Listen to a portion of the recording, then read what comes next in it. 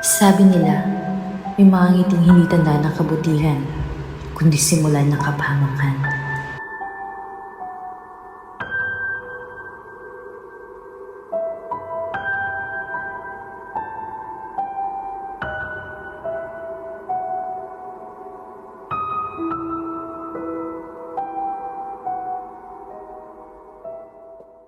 Alam mo ba, kapag graduating student ka, dapat mag-init ka sapagkat makutin ka ng pilibro. Tumalma ka nga. Ang importante, graduate na tayo. At saka, tapamin natin si Miss. Ayun siya, oh. Teka nga lang, tignan mo to. May bagong post ng school publication. Ano yan? Ang inggit ay parang apoy, tahimik sa umpisa pero kayang sumunog sa lahat. Ano kayang ibig sabihin nito? Graduating students, pinatay ng kanilang kaibigan dahil sa inggit. Akalain niyo, magtatapos na tayo? Uy, summa cum laude! Ikaw ang magna cum laude! At ikaw, cum laude!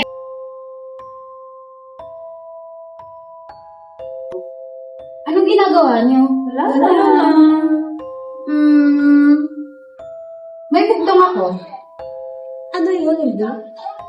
Hindi bagay, ngunit kayang tumapos ng buhay. Ano yun?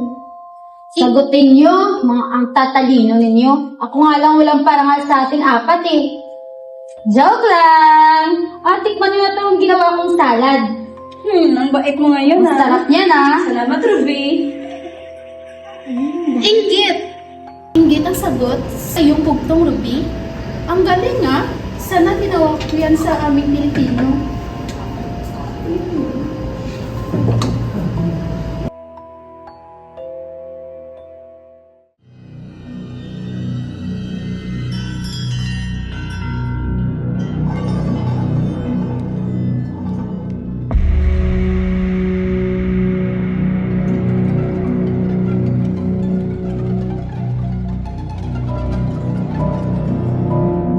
Hindi nila natapos ang kanilang pangarap.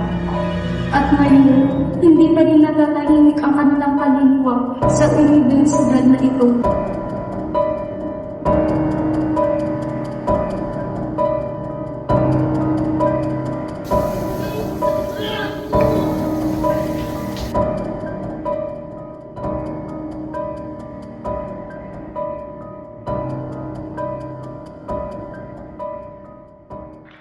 Langit, lupa, impyerno, saksak, puso, tulo ang dugo, patay, buhay, siya o ako ang aalis sa pwesto niyo.